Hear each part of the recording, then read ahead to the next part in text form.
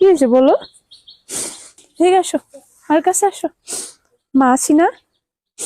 এ বাবা, আমি আছি, আমি আছি আপনাদের পাশে।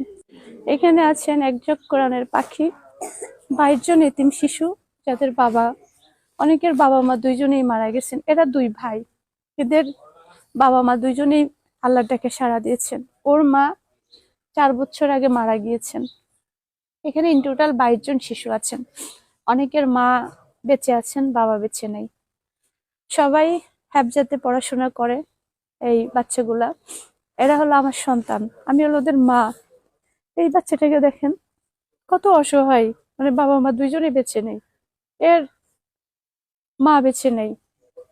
এই যে ছোট্ট ছোট্ট বাচ্চাগুলা কোরআনের হাফেজ হচ্ছেন, কত পরিশ্রম, কত রাত জাগা পাখি এরা।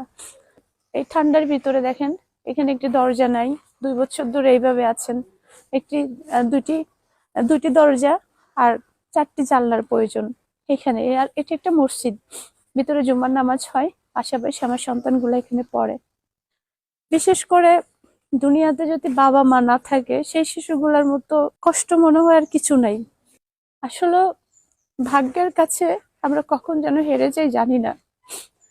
আপনি অনেকক্ষণ ধরে আমার দিকে তাকিয়ে আছেন, কি দেখতেছেন? আমাকে চেনা লাগতেছে?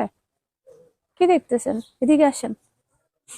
আমি না, ও কান্না করতেছো কেন? এসো, এসো। কি হয়েছে বাবা? কি হয়েছে মা? কান্না করতেছো কেন তুমি? হে পাগল, কি হয়েছে? কি, বাবা নাই, মাও নেই? এ পাখি, কি হয়েছে বলো? কি, আমার বলো কি হয়েছে তোমার? সবাই কান্না করতেছে কেন?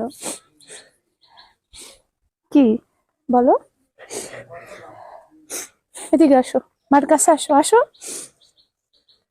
আসো, এদিকে আসো, এদিকে আসো, মার কাছে আসো। মা আছি না? এ বাবা,